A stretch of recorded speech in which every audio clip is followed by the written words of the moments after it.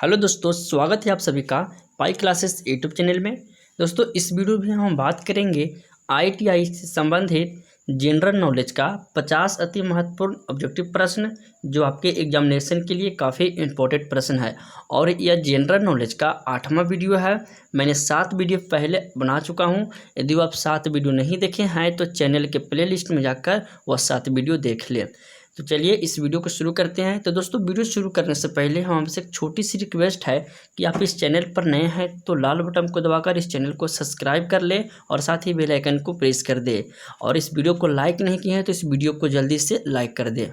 तो चलिए देखिए, पहला प्रश्न की ओर बढ़ते हैं। देखिए, पहला प्रश्न आपका है कि एक व्यक्ति दर्पण में अपना सीधा और बड़ा प्रतिबिंब देखता है तो वह दर्पण है। तो वह दर्पण आपका अवतल दर्पण में है। तो आप जानते हैं कि अवतल दर्पण में जो प्रतिबिंब बनता है सीधा और बड़ा प्रतिबिंब बनता है। तो इसका सही आंसर होगा अवतल दर्पण। अगला प्रश्न देखिए आपका है कि मानव नेत्र किसी वस्तु का प्रतिबिंब बनाता है, यानी हमारे नेत्र में वस्तु का प्रतिबिंब कहाँ बनता है। तो इसका सही आंसर होगा रेटिना पर, यानी नेत्र में जो वस्तु का प्रतिबिंब बनता है वह रेटिना पर बनता है। देखिए, अगला प्रश्न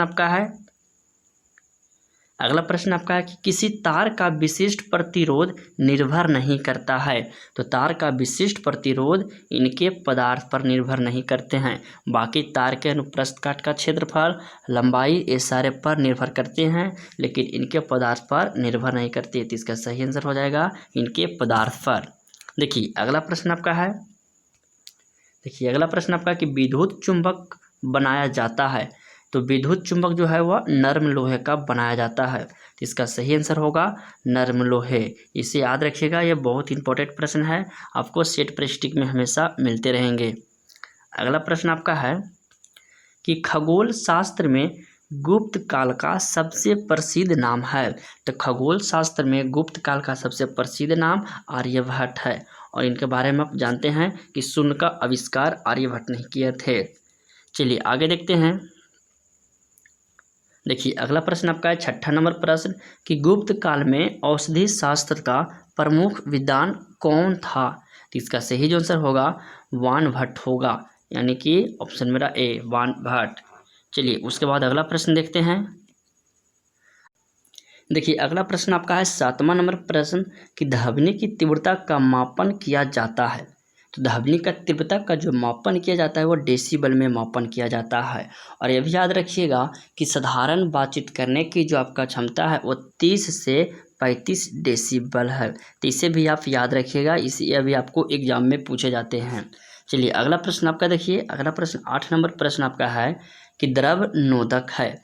तो द्रव नोदक आपका है हाइड्रोजन है। तो इसका सही आंसर होगा हाइड्रोजन। और एक आपका होता है कि प्रणोदक। तो प्रणोदक जो आपका है रॉकेट के ईंधन में आपको प्रणोदक का उपयोग होता है। तो प्रणोदक उसमें जो होता है आपका लिक्विड हाइड्रोजन और लिक्विड ऑक्सीजन होता है, यानी कि H2O2 प्रणोदक के रूप में प्रयोग किया जाता है रॉकेट के ईंधन में। तो इसे भी आप याद रखिएगा, यह भी बहुत इंपॉर्टेंट प्रश्न है।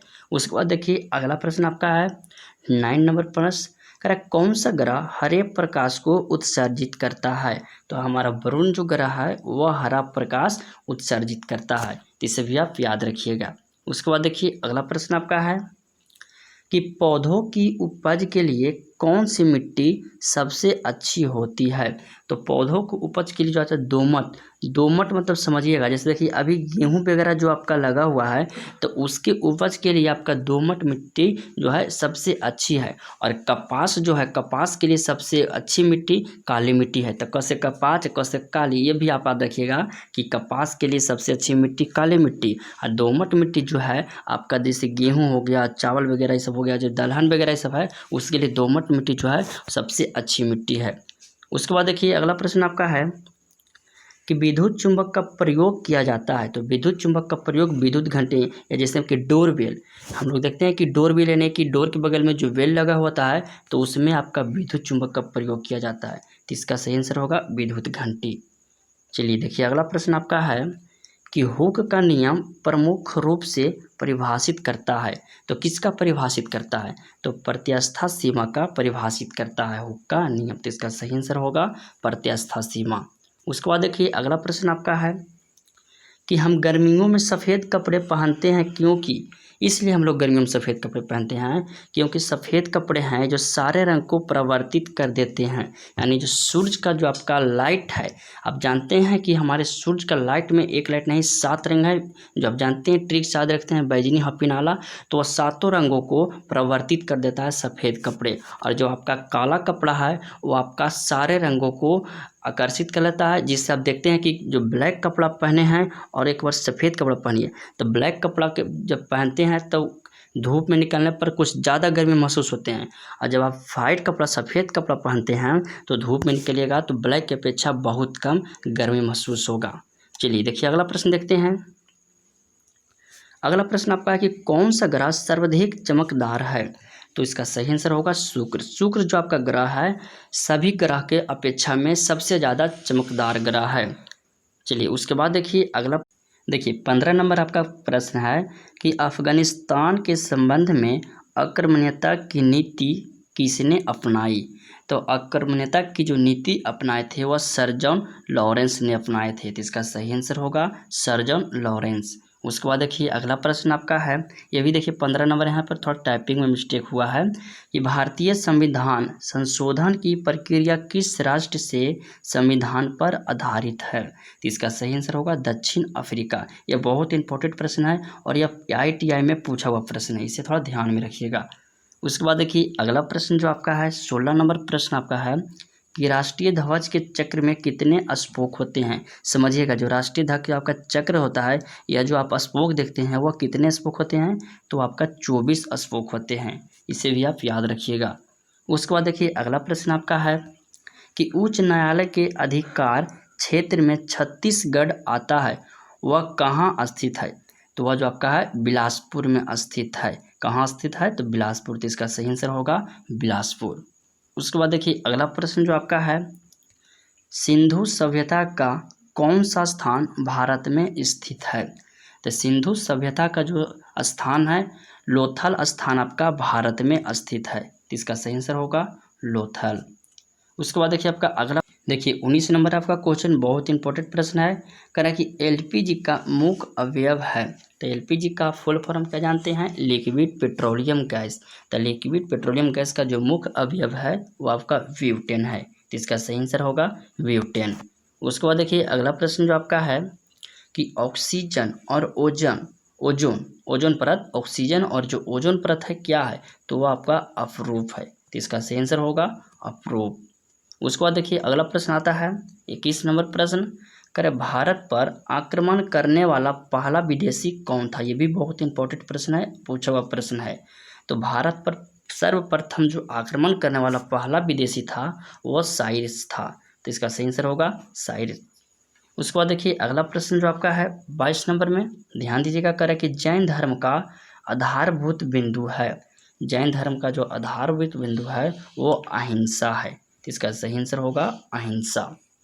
उसके बाद देखिए अगला प्रश्न आपका है 23 नंबर आपका है कि इलेक्ट्रॉन को त्यागना कहलाता है। इलेक्ट्रॉन को डोनेट करेगा तो क्या कहलाएगा? तो ऑक्सीकरण कहलाएगा, तो इसका सही आंसर होगा ऑक्सीकरण। उसके बाद देखिए अगला प्रश्न आपका 24 नंबर प्रश्न आता है कि ध्वनि सबसे तेज यात्रा करती है, किस में करती है? तो स्टील में सबसे तेज यात्रा ध्वनि जो है सबसे तेज यात्रा स्टील में करती है। तो चलिए अगला प्रश्न देखते हैं। तो दोस्तों अगला प्रश्न देखने से पहले हमें आपसे एक छोटी सी रिक्वेस्ट है कि आप इस चैनल पर नए व्यूअर हैं तो लाल बटन को दबाकर इस चैनल को सब्सक्राइब कर लें और साथ ही बेल आइकन को प्रेस कर दें। इससे आपको क्या फ़ायदा होगा कि हम IITI पॉलिटेक्निक या अदर कोई भी एग्जाम से रिलेटेड वीडियो अपलोड करें जिसका नोटिफिकेशन आप तक पहुँच सके और आप हमारी उस वीडियो को सबसे पहले देख सकें। तो चलिए अगला प्रश्न की ओर बढ़ते हैं। देखिए अगला प्रश्न आपका है कि भारत में अंग्रेजों की सर्वश्रेष्ठता किस युद्ध में स्थापित हो गई थी? तो आपका बक्सर के युद्ध में हुआ था, तो इसका सही आंसर होगा बक्सर। उसके बाद देखिए अगला प्रश्न आपका है कि कर्नाटक युद्ध किन किन के मध्य लड़ा गया था, यानी किन किन के बीच लड़ा गया था? तो इसका सही आंसर होगा अंग्रेज व फ्रांसीसी के बीच लड़ा गया था, इसे भी याद रखिएगा, ये भी बहुत इंपॉर्टेंट प्रश्न है। उसके बाद देखिए अगला प्रश्न आपका है 27 नंबर, लोहे के साथ जैसे कि पर जैसे नहीं, यहाँ पर आपको जस्ता होगा, टाइपिंग में थोड़ा मिस्टेक हो गई है कि लोहे के साथ जस्ता की परत चढ़ाने को जाना जाता है, यानी कि जस्ता की, जब लोहे की परत पर जस्ता को लेपन करते हैं, जस्ता को परत चढ़ाते हैं तो वह क्या कहता है, तो एसद लेपन, इसी को हम लोग गैल्वेनिकरण के नाम से भी जानते हैं। तो इसे भी आप याद रखिएगा। चलिए उसके बाद अगला प्रश्न आपका है, ये बहुत ही इंपॉर्टेंट प्रश्न है। कह रहा है प्रोड्यूसर जो गैस है वो मिश्रण किसका किसका है, तो कार्बन मोनोऑक्साइड का और नाइट्रोजन का है, यानी CO+N2, इसे भी आप याद रखिएगा। उसके बाद देखिए अगला प्रश्न आपका कि सेल का आंतरिक प्रतिरोध है, तो सेल का यांत्रिक प्रतिरोध आपका है सेल में उपस्थित अपघटय का, तो इसका सही आंसर होगा सेल में उपस्थित अपघटय का। उसके बाद देखिए आपका अगला प्रश्न नंबर है 30 नंबर आपका है कि भारत में सबसे लंबी नदी कौन सी है, तो आपका गंगा नदी है। भारत की सबसे लंबी नदी गंगा नदी है। हम नदी के बारे में भी एक वीडियो बना चुके हैं, यदि आप वो वीडियो नहीं देखे हैं तो चैनल के प्ले लिस्ट में भी आपका वो वीडियो भी, नदी से रिलेटेड वीडियो भी आपको मिल जाएंगे, तो वो वीडियो भी आप जा करके देख लें।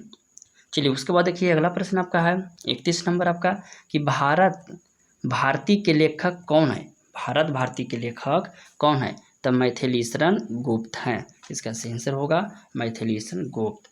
उसके बाद देखिए अगला प्रश्न आपका है 32 नंबर प्रश्न जो आपका है, लेंज का नियम किसके संरक्षण के सिद्धांत का परिणाम है, तो लेंज का नियम जो आपका है ऊर्जा संरक्षण के सिद्धांत का परिणाम है, तो इसका सही आंसर होगा ऊर्जा। उसके बाद देखिए अगला प्रश्न आपका है 33 नंबर है, कैथोड किरणें चलती है, तो कैथोड किरणें जो है स्ट्रेट लाइन में चलती है, यानी कि सरल रेखा में, तो इसका सही आंसर होगा सरल रेखा। देखिए उसके बाद अगला प्रश्न जो आपका है 34 नंबर, कह रहा कि अनुप्रस्थ तरंगे संचारित हो सकती है, तो अनुप्रस्थ तरंगे जो है वह केवल धातुओं में संचारित हो सकती है, तो इसका सही आंसर होगा केवल धातुओं में। उसके बाद देखिए अगला प्रश्न आपका है, कलसिकी संस्कृत में प्रथम अभिलेखक किसका है, तो कलसिकी संस्कृत में जो आपका प्रथम अभिलेखक है वो आपका रुद्रदामन का है, तो इसका सही आंसर होगा रुद्रदामन। उसके बाद देखिए अगला प्रश्न आपका आता है, कबीर के गुरु कौन थे, कबीर के गुरु कौन थे, तो कबीर के गुरु रामानंद थे, तो इसका सही आंसर होगा रामानंद। उसके बाद देखिए आपका आता है 37 नंबर प्रश्न कि -40 डिग्री सेंटीग्रेड तक बराबर होता है, यानी -40 डिग्री सेंटीग्रेड बराबर क्या होता है, तो -40 डिग्री फ़ारेनहाइट। तो ये भी अब बहुत इंपॉर्टेंट प्रश्न है, आपका जितना मान -40 डिग्री सेंटीग्रेड का होता है उतना ही आपका -40 डिग्री फ़ारेनहाइट है, दोनों आपस में बराबर होते हैं।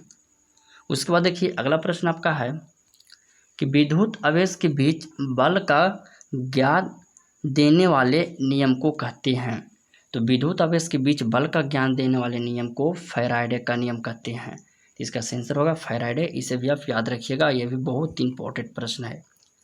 उसके बाद देखिए अगला प्रश्न आपका है, किसमें लोहे पर संक्षारण सबसे तेज से लगता है, तो वायु तथा लवणीय पानी में, यानी कि देखिए लोहे पर संक्षारण यानी कि जंग सबसे तेज किस में लगेगी, तो वायु तथा लवणीय में जो आपका लोहे होंगे उस पर सबसे तेज आपको जंग लगेंगे। उसके बाद देखिए अगला प्रश्न आपका कि दाब मात्रक है, तो दाब आपका जो है पास्कल का मात्रक है, इसका सही आंसर होगा पास्कल। उसके बाद देखिए अगला प्रश्न आपका है कि इलेक्ट्रॉन की खोज की थी, तो इलेक्ट्रॉन की खोज की थी जे थॉमसन ने की थी। चलिए उसके बाद देखते हैं अगला प्रश्न, देखते हैं